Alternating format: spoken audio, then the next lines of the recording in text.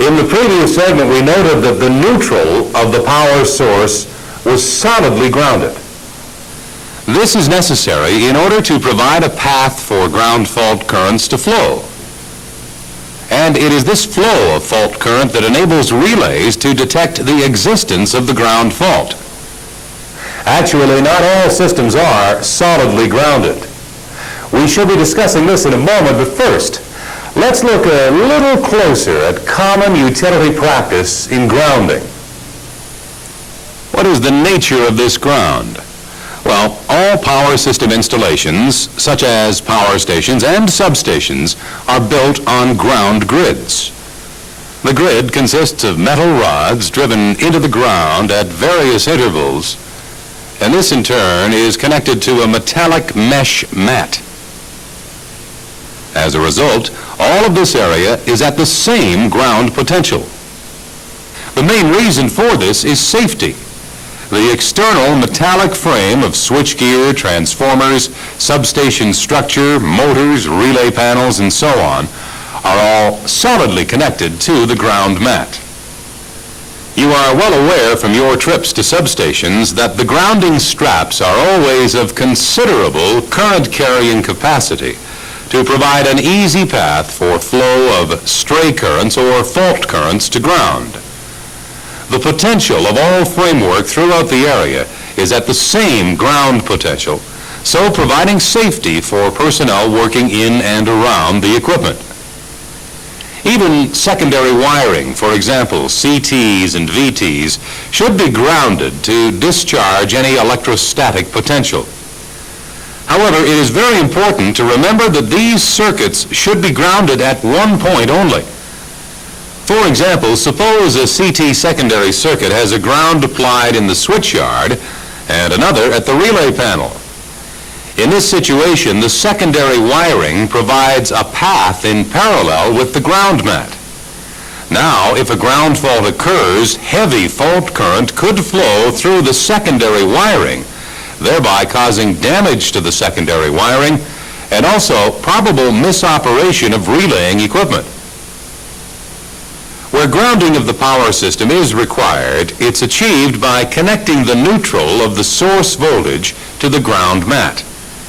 In this simple arrangement, we see the generator, which is Y connected, feeding directly into a 15 kV line. The neutral point of the generator is connected solidly to the ground mat at the power station. Now, if a single phase ground fault occurs on one of the lines, say due to a defective insulator, the fault current will run down the tower structure into the ground and return through the ground to the ground mat of the power station. From here, the fault current will flow back into the generator neutral, so providing a complete path for circulation. A CT is usually connected in the generator neutral with the secondary, feeding a time over current relay. This ground relay, 51G, will need to be coordinated with other protection devices on the generator and the line. Now, let's look at the more common case where we have a delta Y step-up transformer close to the generator. With the Y side ungrounded and a fault on the secondary, there is no path in the transformer high voltage winding for ground fault current to flow. Therefore, the fault would have no effect on generator or transmission line currents. With the Y side grounded, ground fault current would flow in the faulted phase of the Y winding and would be transformed into the delta winding as shown. Note that the phase to ground fault on the Y side manifests itself as a phase-to-phase fault from the delta side. Thus, generator phase A and phase B relays could detect the fault, as could an overcurrent relay in the neutral of the transformer. An overcurrent relay in the neutral of the generator would protect against ground faults on the delta side of the transformer. Note that if the level of fault current is too low, this relay may not operate at all. But often another path is provided. For example, with high-voltage transmission lines, the steel towers are connected together at the top by a bare ground wire or sky wire. This ground wire goes right back to the substation structure, which is, of course, grounded to the mat.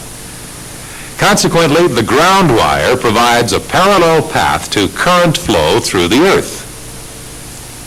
Similarly, on four-wire distribution systems, the neutral fourth wire is usually grounded. And this, of course, provides an excellent path for ground fault current flow. I'm sure you may already be thinking, but where is the path for ground fault current to flow when the transformer secondary is delta connected? There is no neutral point for grounding. Well, in this case, a neutral point must be provided, and it is quite usual to connect a grounding transformer as shown here. The transformer works on a 1-to-1 ratio with the primary and secondaries connected together in a zigzag arrangement. Here we see the circuit diagram for this connection. You can see that the A primary winding is connected in series with B secondary and so on. This allows only ground fault current to pass through. We have pointed out that in utility practice, the equipment is usually solidly grounded at voltages above 40 kV. Now, at lower voltages, sometimes equipment is grounded through an impedance to limit fault current. An example is the generator neutral. The impedance may be in the form of a resistance or reactor, or perhaps a grounding transformer. The main objective of this is to limit the available fault current. This method is used on systems up to about 30 kV and where the protected area is quite small. For example, in the case of the generator, we are protecting against a ground fault within the generator itself or the short length of line, cable, or bus to the transformer. To give you an idea of the order of magnitude, the grounding impedance may be sized to limit the magnitude of ground fault current to, say, 20 amps. This is far less than would be the case with a solidly grounded neutral, where the fault current could be in the order of, say, 4,000 amps. But what is the advantage of impedance grounding? Well, by reducing the magnitude of fault current, we are reducing the amount of damage that it can do. For example, suppose the ground fault is in the generator winding itself. The very high fault current and resultant arc jumping from the winding to the stator laminations would probably burn and seriously damage the generator.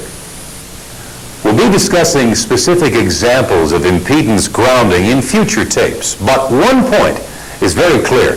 When working on the power system, you must be alert for these various methods of grounding. Always check the schematic diagrams. The value of grounding resistance or impedance is usually indicated. There is yet one other system that we must mention, and this is where there is no grounding at all applied. Take the case of this three-phase distribution line being fed from an ungrounded Y-connected secondary. The line voltage is 23 kV, that is 13.3 kV line to neutral. So the insulators and the spacing of the conductors will be designed for, say, 15 kV. Now, suppose a solid ground fault occurs on line A, reducing this line voltage to ground potential. The potential of the neutral will rise to 13.3 kV, and the line to ground voltage on lines B and C increases to 23 kV. This will greatly stress and possibly damage the line and equipment insulation. In fact, where ungrounded systems are used, it is normal to increase the level of insulation to withstand at least line-to-line voltage. But why would anybody want to run their system ungrounded? Well, one reason could be to ensure continuity of supply. For example, an industrial installation which must have minimum outage. In this case, if a ground does occur on one part of the system, no tripping will occur and power supply will continue. The three phases will continue to feed the load and retain the normal phase relationships. However, this method presents several possible hazards. First, at the fault location, we have a live conductor coming into contact with ground, which may be accessible to personnel. Moreover, there may be an arc present, which if not interrupted will cause serious damage by burning. Another problem becomes evident if a second ground occurs at another point in the system, say on another phase.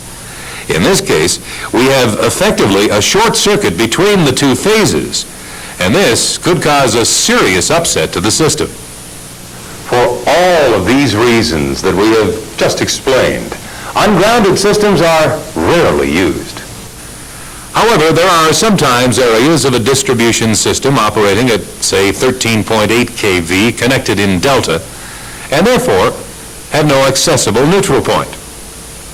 In this case, ground detection equipment is usually installed as shown here. This is, in essence, a Y-delta transformer. The Y-connected primary provides a neutral for the delta system, and this is solidly grounded. The delta secondaries of the transformer are connected in series. This is called a broken delta. One side is grounded like this, and the other feeds a ground over voltage relay. If no fault exists, there is negligible voltage across the relay because the balanced voltages produced in the secondaries cancel each other out. Now, in the case of a ground fault on one of the lines, the voltage to ground on that phase is reduced. This reduces the voltage across the primary of that phase. This will cause a reduction of voltage in the associated secondary. Hence, a residual voltage will appear across the ground over voltage relay to cause operation. Additionally, indicating lamps can be placed across each secondary, thereby giving indication of which particular phase is grounded. Now at this point, let's briefly summarize the methods of grounding which you will encounter. Solid grounding. This is the case with most utility systems above 40 kV. Generators may be grounded through an impedance so as to limit the magnitude of fault current. Non-grounded systems are sometimes used in industry or a continuous power supply is required. Distribution systems are sometimes not grounded, and in this case, ground fault detection equipment must be installed.